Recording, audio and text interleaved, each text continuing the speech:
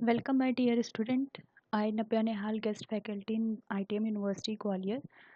Today, I am going to prepare a video lecture for BSc Agriculture third year 5th semester student. Course code is Biochem BT 311 and course title is Principles of Food Science and Nutrition. And today, I am preparing a video lecture on the proteins. These are the basic outlines on which we are going to discuss in this PPT. First, what is protein? Protein is an organic molecule composed of the amino acid and linked by the peptide bonds. As we all know that carbohydrates and lipids are composed of the hydrocarbons and oxygen, whereas proteins are consist of carbon, hydrogen, oxygen and nitrogen, and most of them are contain sulfur bond.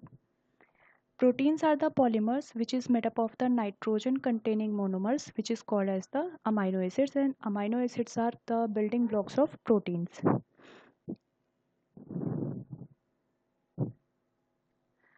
Amino acids are consist of the central carbon atom in which hydrogen atom are attached. Amino group means NH2 is attached and the carboxyl group means COH, and one side variable chain which is also called as the R group are attached to the carbon atoms. Amino group are basic or alkaline in nature, whereas the carboxyl group are acidic in nature. The acidic and basic nature of amino acid are combined together and makes a buffer that helps to regulate or maintain the acid base balance in the body. R group or side chain are different for each amino acid. It can be simple as hydrogen or methyl group or more complex structure.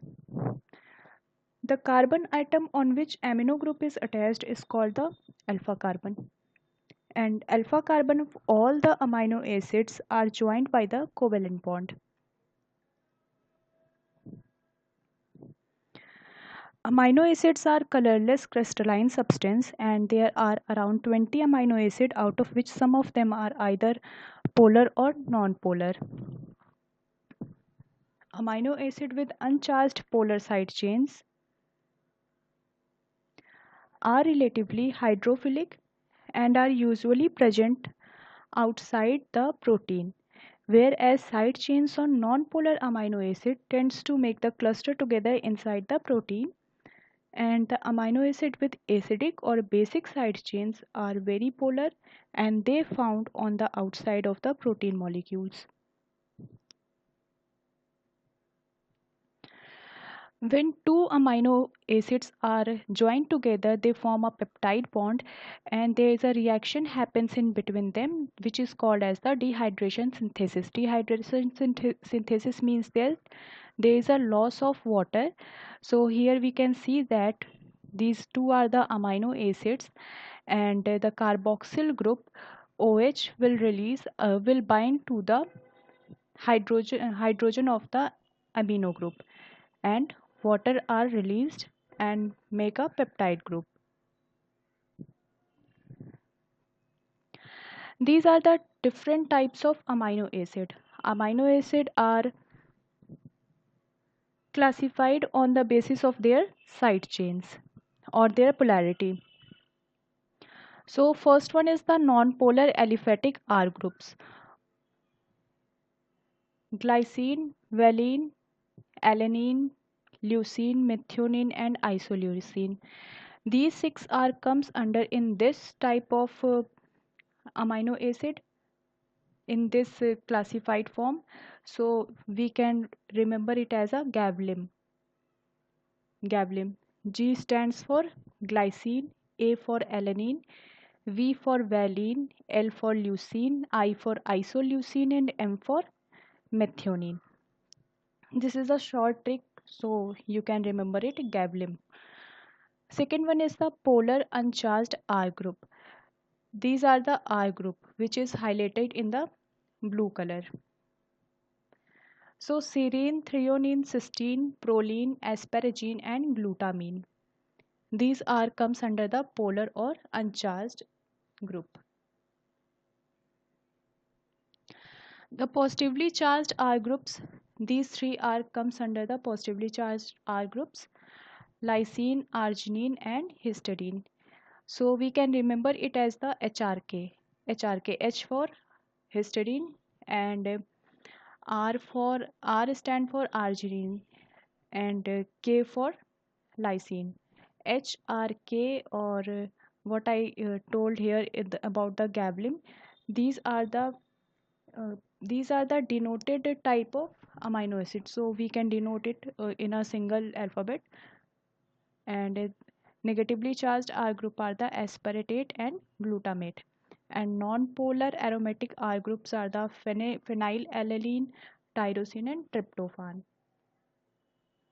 Aromatic R group, we can see here, these are the benzene rings, and only aromatic R groups have capacity to absorb the ultraviolet rays. So proteins are described, our structure of proteins are differentiated into the four types. First one is the primary structure, second is the secondary structure, in which beta sheet and alpha helix are uh, come, and the third one is the tertiary structure, last one is the quaternary structure. In the primary structure, in this secondary structure, the alpha helix are further differentiated into the left-handed helix and the right-handed helix, and the beta pleated sheets are also further differentiated on the basis of parallel beta sheet and the anti-parallel beta sheet. First one is the primary structure. It is the simplest structure, as we all know that the amino acids are combined together with the help of peptide bonds, and so the um, many amino acid units are combined together, relatively combined together, and form a linear chain.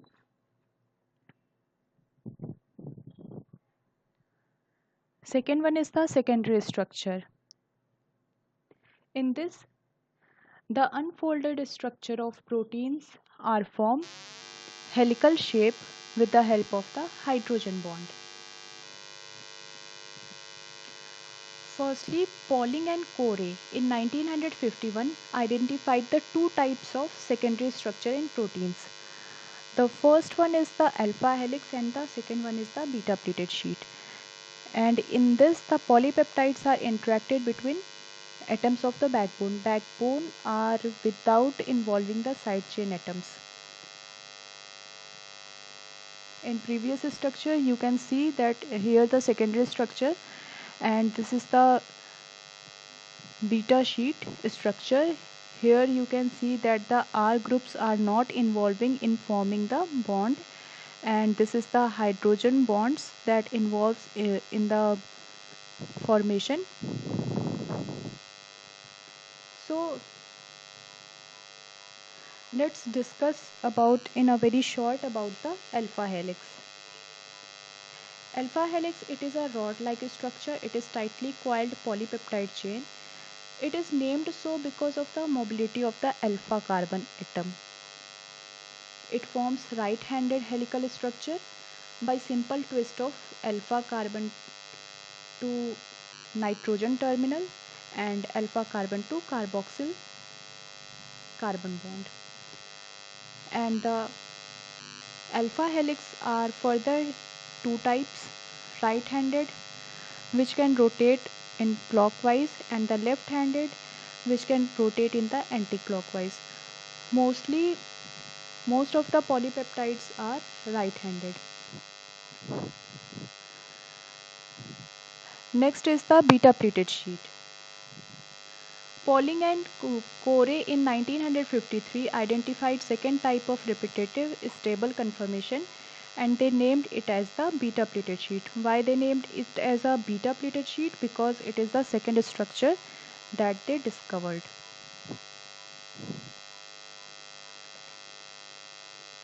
The formation of beta pleated sheets are depend on the interchain of hydrogen bond. There are two types of beta pleated sheet. First one is the parallel beta sheet. In parallel beta sheet you can see that these two are the polypeptide chains, and in the first polypeptide chain the initial are the carbon terminus and the end on the N terminus. In the same way on the second polypeptide chain the carbon terminus are on the left side and the N terminus are on the right side. Whereas we can see here in the antiparallel beta sheet the carbon terminus are on the left side in the first polypeptide chain and the N terminus are on the right side, but on the second polypeptide chain the N terminus are on the left side and the carbon terminus are on the right side. So these are the difference between the parallel and antiparallel beta sheet. In this, the tertiary structure is the 3D structure of a polypeptide in which the R group of amino acids are interacted to make the protein. In this structure, alpha helix and the beta pleated sheets are combined together with the most of the non-covalent bonds and the covalent bonds. Non-covalent bonds are mostly a weak bonds, are considered as a weak bonds. So in the tertiary structure formation, basically the hydrogen bond, ionic bond, dipole-dipole interaction and the London dispersion forces are used, whereas in the covalent bond disulfide bonds are used. Why disulfide bonds are used? Because there is cysteine and methionine that contain the sulfur atoms as a R and form the disulfide bond. So in this case what happened, the side chains with the opposite charges, as we all know that the opposite charges will interact and the same charges will repel each other. So same thing happen in this the tertiary structure. The side chains with the opposite charges can form the ionic bond, whereas the same charges can repel each other. And if the amino acid are with the polar R group, it means the polar side chain, then it can form the hydrogen bond and the dipole-dipole interaction. And the side chain of amino acid are non-polar or hydrophobic, then it can make hydrophobic bonds or hydrophobic interaction. As we all know that hydrophobic are water hating, so they can form a cluster inside the protein, because the inside protein the environment are water free, and the covalent bond that are formed disulfide bond and linked between the sulfur containing side chain. Covalent bond are stronger than the other bonds. Next one is the quaternary structure. Most of the proteins are made up of the multiple polypeptide chain, that is the presence of more than one amino acid chain. The best example of the quaternary structure is the hemoglobin. What happened in the hemoglobin? Hemoglobin is made up of the 4 subunits, 2 each of alpha and 2 each of beta types. As we all know that hemoglobin transport oxygen in the blood vessels. And the second one is the DNA polymerase. DNA polymerase is an enzyme which is used in the synthesis of new strands of DNA, and it is made up of the 10 subunits. There are some weak bonds such as hydrogen bond and London dispersion forces that holds the subunits together to give the quaternary structure. And there is a term which is, I hope you have to know.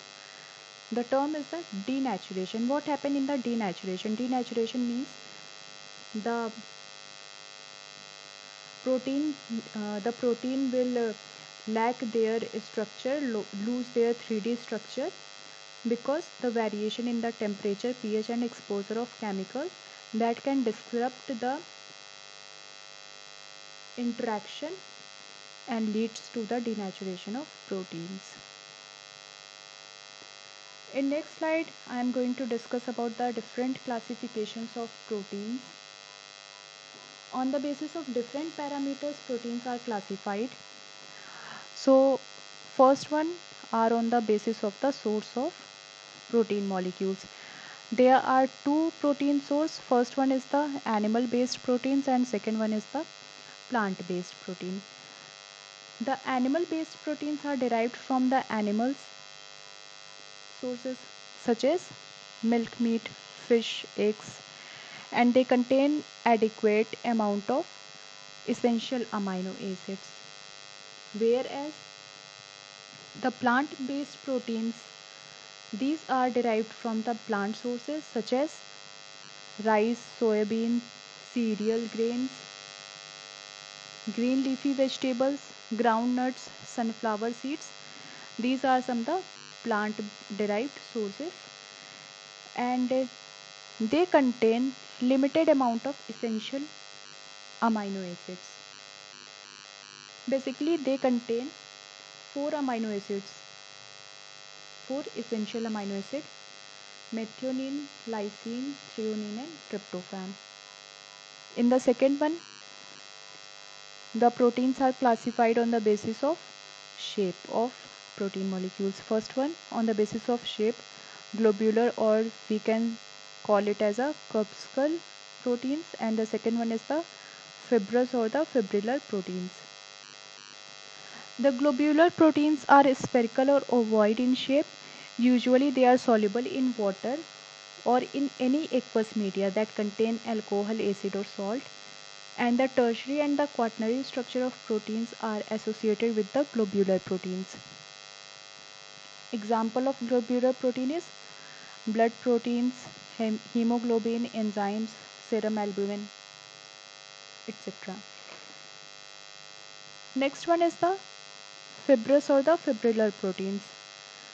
The structure are ribbon or fiber like in shape, and they are insoluble in solvents such as water, acid and salts. Plus they have stretchability capacity. They can stretch but recoil to their original length. So if we stretch a ribbon just like a rubber band, like we stretch it but it can recoil and comes to their original shape.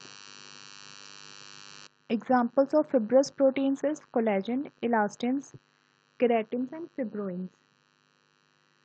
Collagen are basically participates in the formation of white connective tissues.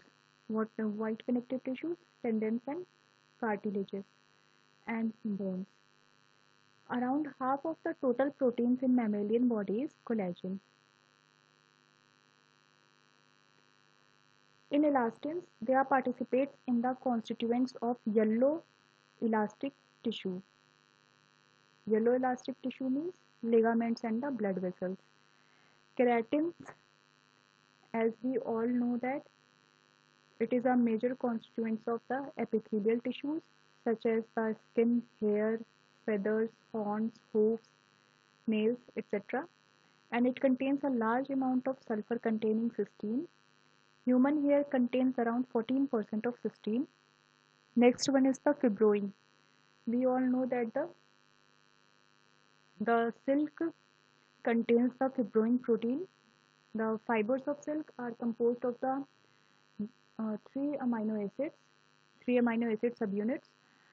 First one is the glycine, alanine and serine. Next, proteins are classified on the basis of their composition and the solubility. So it is classified into two forms, simple, or we can say it is the hollow proteins, and second one is the conjugated proteins. The simple protein is composed of the amino acids only, and it is further classified into the prostamines, albumins, globulins, glutenins, prolamines and scleroproteins. Scleroproteins are also called as the albuminoids, and the conjugated proteins are linked with no protein portion means prosthetic group, and these prosthetic groups are maybe the metal or compound, and the conjugated proteins are further classified in metalloproteins, chromoproteins, glycoproteins, phosphoproteins, nucleoproteins and lipoproteins. The metalloproteins It is classified in three groups. Metalloproteins. First one, where the proteins are strongly bounded with the metals. So metals like the heavy metals, mercury, silver, copper, zinc, these are the heavy metals which are strongly binded with the proteins like collagen, albumin and casein. The second classified group is the in which the proteins are weakly bounded with the metal ions, and calcium belongs to this category. And in the third one, sodium and sodium and potassium, and these are the these are the proteins that sodium and potassium are belongs to that category where metals and proteins could not bind together. Next is the chromoproteins. In this, myoglobin and hemoglobin plus hemocyanin, hemoerythrin are the cytochromes which is found in the which is a very important factor in the photosynthesis. Flavoproteins, catalase. These are some basic examples of chromoproteins. Next one is the glycoproteins. As the name said that it contains the proteins contains the carbohydrate as a prosthetic groups, and there are some example: egg albumin, globulin, and serum albumin are the best example that represent the glycoproteins. Phosphoproteins, proteins with the phosphoric acid, and casein from milk and the ovovitelin from egg yolk are the best example. Nucleoprotein, nucleoprotein are those compounds that contain the nucleic acid and protein together, and prothymines and the histones are the best example. Lipoproteins, in this proteins forms the complex with the lipids. Cephalin, lecithin, cholesterol, these are the examples, and as we all know that lipids are insoluble, so we can say it that it is insoluble in organic solvents, and the example is lipovitellin and lipovitellin from the egg yolk, and lipoproteins of blood. These are the distribution of proteins like in the blood plasma. The proteins that are present in the blood plasma is serum albumin or the serum globulin. In the muscles, myosin and myosinogen. In the egg white, ovalbumin, avidin and ovoglobulin. In the egg yolk, lipovitellin and lipovitellin. Wheat, we all know, glutenin and gliadin. In corn, zein and glutenin, and in oats, hordein. In ligaments, elastin are present, and in hair, keratin are present. In milk, casein, lactalbumin and lactoglobulin are present. In the silk fibers, fibrin is present, and for bones, collagen is present. For cereals, leucocene, and for legumes, legumin are present. These are the symptoms that occur because of the deficiency of the proteins. The first one is the kwashiorkor. The basic symptoms of kwashiorkor is the diarrhea, fatigue, peeling of skin, and irritability. Kwashiorkor was first described in the 1935, and at that time around more than 90% of the children with kwashiorkor will die. But after that, the mortality rate of because of this particular deficiency will decrease. What happened in the kwashiorkor case? If a person can consume extremely low protein diet, then the amino acid are unable to synthesize the albumin. What is the role of albumin? The albumin can hold water in the blood vessels, and if the concentration of albumin will decrease because of the low consumption of protein, then the albumin cannot hold water and the water moves out of the blood vessels, and the result is the swelling. So These are the adverse effects that occur when the concentration of proteins are continuously low. Then swelling, or we can use the term edema, swelling of the feet and abdomen, and the child will, with the poor skin health, the growth are retarded and the muscle mass was low and liver was malfunction. Marasmus, as the marasmus means the starvation.